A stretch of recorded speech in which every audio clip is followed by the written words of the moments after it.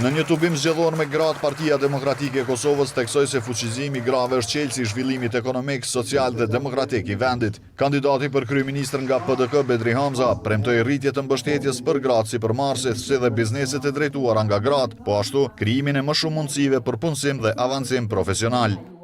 Pa e respektuar gratë, Kosova nuk zhvillohet. Kosova nuk përparon. Jo diskriminim grave. Respekt deri për ullje. Jam njoft kapacitetet intelektuale, iniciativat për përmarrësi, kapacitetet profesionale, dhe jam dhonë mundësi që ato më zhvillu dhe me qenë përputhje me aftësitë e tyre profesionale. Hamza premtoi përkraje më të madhe për lehonat, shtim të qerdheve publike, zbatim të ligjit për sigurimet shëndetësore, investime në arsim, trajnim dhe zhvillim profesional për vajzat dhe gratë.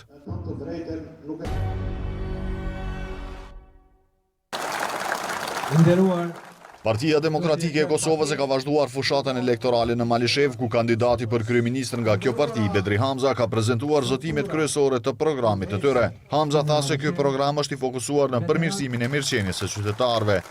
Rritje e pensionit për veteranë dhe njohje të drejtës për me punu në sektorin privat pa penguar. Në qeverisën tonë nuk do të ketë asnjë lloj pensioni më të vogël se 300 euro në Kosovë. Sigurim i mjaftueshëm i banave për pacient me smundje kronike, kushte për pacient, mjek dhe personel shëndetësor të motivuar dhe të paguar. Arsim konkurrues për nevojat e ekonomisë tregut, sistem dual, digitalizim të arsimit, profesor, mësues, arsimtar të paguar me paga të dinjiteshme. Në programin e prezentuar para qytetarëve të Malishevës, Hamza u ka bërë thirrje qytetarëve që me 7 qershor ta mbështesin PDK-n, duke thënë se vendi ka nevojë për një qeveri që sipas tij do të sjellë zhvillim ekonomik, stabilitet dhe perspektivë për qytetarët.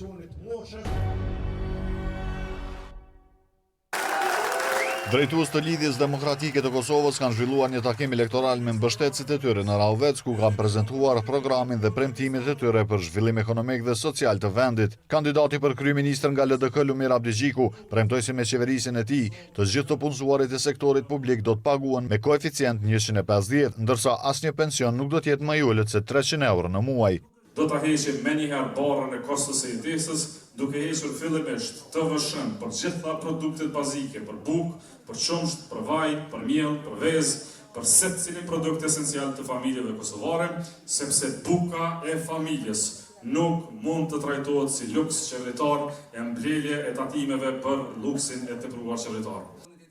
Drejtues të LDK-s në Rahovec premtuan mes tjerash edhe përmirësimin e mirëqenies së qytetarëve, investimet në infrastrukturë dhe reforma në arsim e shëndetësi. Shtylla jonë e kotë.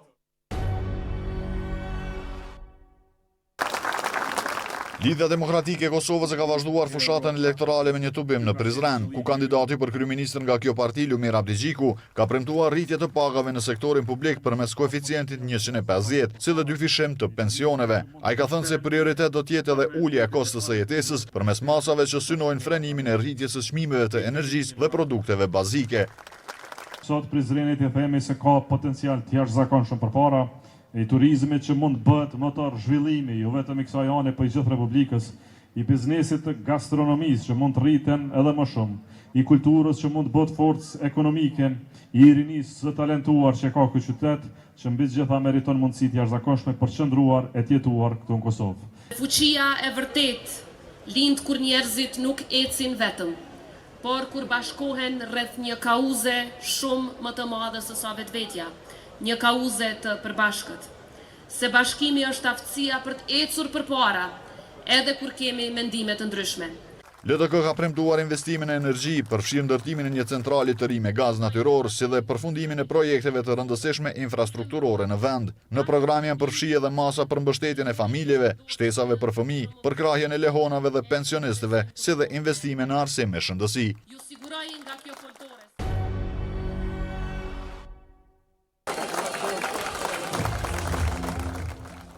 AKJ ka vazhduar fushatën elektorale në Gjilan, ku drejtues të këtij subjekti politik prezentuan para qytetarëve programin e tyre qeverisës, duke premtuar reforma në ekonomi, mbështetje për biznese dhe përmirësim të kushteve për investime. Njerëzit i meritojnë pagat më të mira, pensionet më të mira, rrogat më të mira të mësuesve, të administratës, policëve, zjarfikësve, që i kem harru krejt. Gjithë meritojnë ma mirë. Para mendoj nëse ju heqim taksat, bujqve që e punojnë tokën e që anëmorava është plot me ta. Kemi me mri me bo budget, kemi me mri me bo të hyra që pensionisti me jetu që shduhet. Me i pas shemull të marim sot 500 euro, edhe 500 euro sot nuk ja garantojnë na jetë kushët i se qfare.